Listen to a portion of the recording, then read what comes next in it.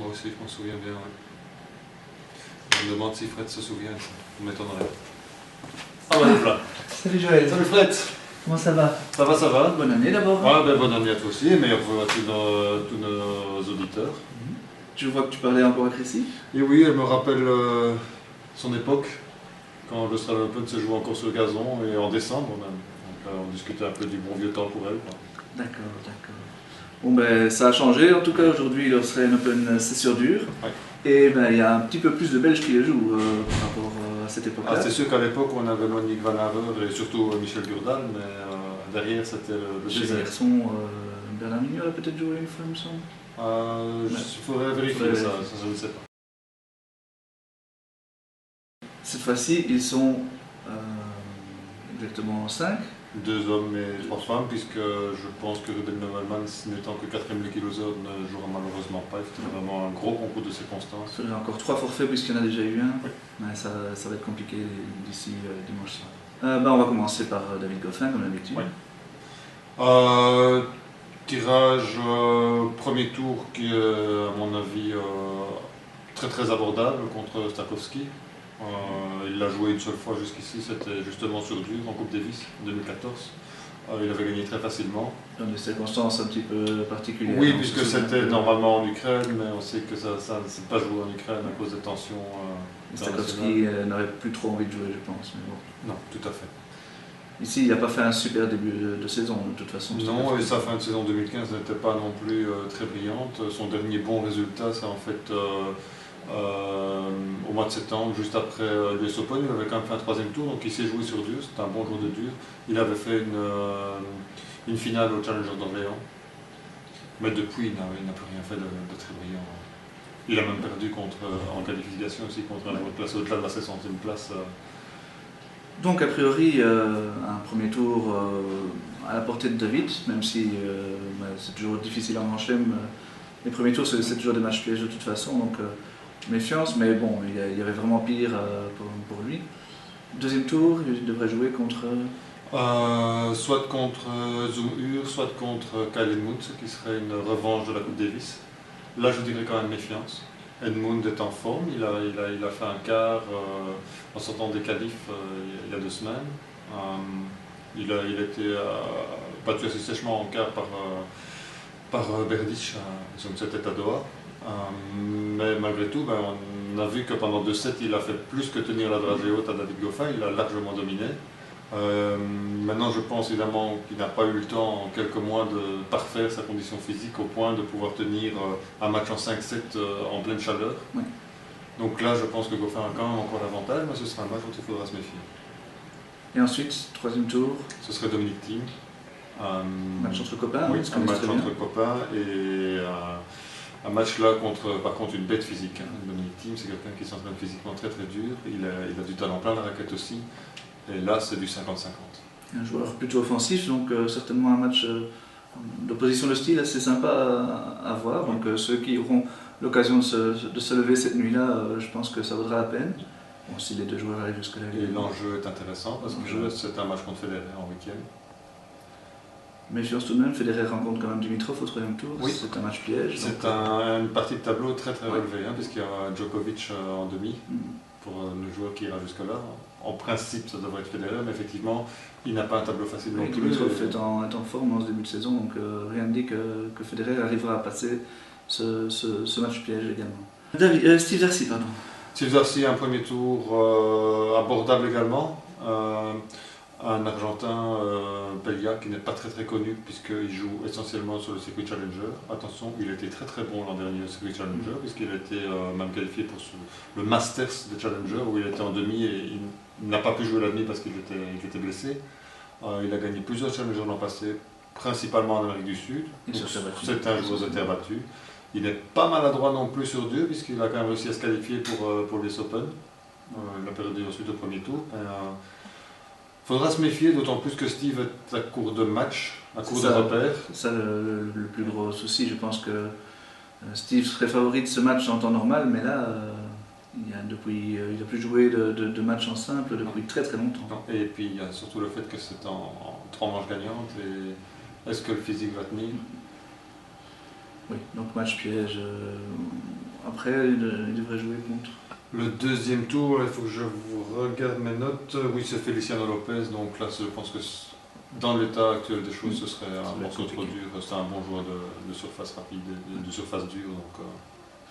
Ouais, donc voilà, mais dans l'état où Steve aborde cette Open Australie avec vraiment très peu de matchs dans les jambes, il faut de toute façon pas attendre grand chose de lui, mais bon, on peut avoir une surprise et déjà remporter ce premier match serait déjà une très bonne chose pour lui. D'autant plus qu'il n'a jamais été très brillant en Australian Open, il n'a jamais fait mieux que le deuxième tour. Côté féminin, donc la première belge c'est Janina Wickmayer, mais on va d'abord parler d'Alison qui a vraiment un très mauvais tirage, sans doute le pire du tableau féminin puisque c'est une des grandes favorites. Victoria Azarenka, double vainqueur à l'Australian Open. Elle était un petit peu moins bien depuis sa blessure en 2014, mais là elle revient justement en forme. Elle vient de gagner un tournoi à Brisbane. Oui, c'est le pire tirage que Alison pouvait avoir. Ça va être très dur, c'est la surface de la Biélorusse. Donc je la vois difficilement s'en sortir de ce match-là.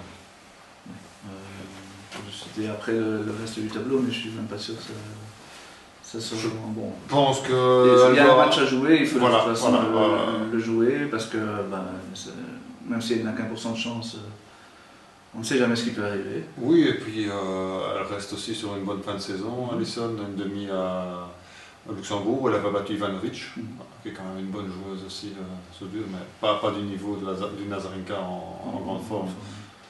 Donc il y a une chance, il y a toujours une chance, elle doit la prendre, elle doit la saisir, elle doit de toute façon jouer son jeu et prendre ça comme une expérience en plus dans sa carrière. Janina a un tableau relativement clément, mais on connaît Janina, ça dépendra peut-être beaucoup plus d'elle que de ses adversaires. Donc premier tour contre Rybarikova, une joueuse qui n'a jamais été top 20, une joueuse assez régulière depuis très longtemps dans le top 100. Une bonne top 100. Donc c'est une bonne top 100, mais c'est vrai qui a quand même 4 titres également.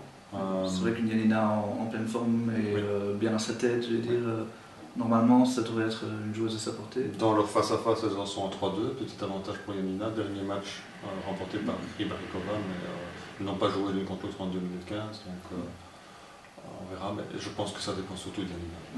Deuxième tour. Deuxième tour, ce serait logiquement Pavlyuchenkova, un match difficile aussi, mais également abordable pour une Janina à 100% de ses possibilités et bien dans sa tête. Donc là, match difficile, mais... Oui, la Russe est tête de série parce qu'elle avait fait un très bon début de saison l'année dernière, mais je pense que les derniers mois... Fin de saison était moins bonne de toute façon. Et donc elle n'est pas en grande forme, donc là encore effectivement Janina... Mais Janina n'a pas fait un début de saison tonitruant non plus, par contre elle avait très bien terminé 2015. Donc on verra, et la cerise sur le gâteau pour celle qui gagne, ce serait un troisième tour contre Sharapova. Ouais. Tout en sachant que Sharapova a déclaré forfait pour son premier tournoi, donc on ne sait pas dans quel état elle va arriver à cette Open Australie. Et si ça se trouve, c'est une possibilité de passer en 8e parce que Sharapova n'arrivera peut-être pas jusque-là, elle sera peut-être forfait en dernière minute. Bon, dernière belge en lice dans le tableau féminin, c'est Kirsten. Oui, qui joue contre une joueuse de sa génération, Mirjana Lucic. Oui. Qui n'est plus la joueuse qui était en demi-finale à Wimbledon en 98 ou 99 je pense, mais qui est bien revenue depuis 2 ans, qui est revenue dans le top 100, ça fait 2 ans qu'elle est réinstallée dans le top 100. Donc ce sera un match intéressant à suivre. Je donnerai quand même un petit avantage à Kirsten parce qu'elle a bien débuté sa saison.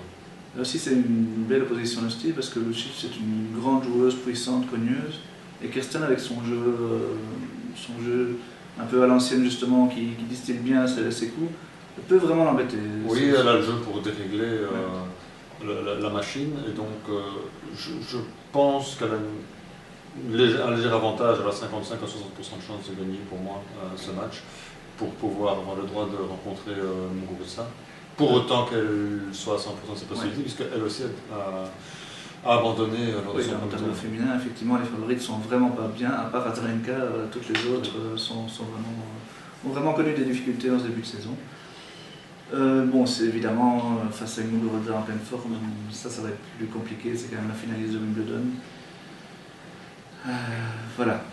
Mais bon, Il faut voir si on sait Muguruza jamais. aura. Si Voilà. Muguruza devait avoir un problème physique ou se faire surprendre, elle peut toujours se faire surprendre, c'est Mhm. contre la jeune Kontavet, une Estonienne qui a Il joue 20 ans et pas, qui a beaucoup.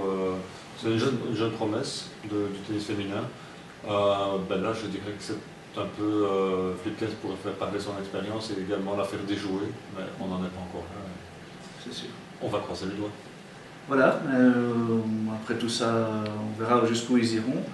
On n'oublie pas qu'il y a Joachim Gérard qui jouera normalement aussi en tennis en fauteuil, le tournoi. Après son Super Masters, on peut espérer beaucoup de choses de lui aussi. Oui. Et on pourrait éventuellement voir également Seppo Kuiper chez les juniors. Chez les juniors, là, Salden aussi joue le tournoi junior, mais Sepp vient de remporter un tournoi en Inde, effectivement. Donc, même s'il ne fera passer pas les qualifications à Melbourne, il a quand même, bon, on verra bien ce qu'il est capable de faire. Aller jusqu'au bout, c'est peut-être encore un petit peu tôt, mais il peut faire un petit parcours assez sympa. On verra en tout cas tout ça dès la fin du tournoi, ou quelques jours avant la fin du tournoi, en tout cas après la fin du tournoi des Belges, Oui. dès qu'il n'y aura plus de Belges en Le plus lice, tard possible. le plus tard possible. On refera un petit débriefing de tout ça, et donc à dans une dizaine de jours. Ouais. Ciao. Bye bye.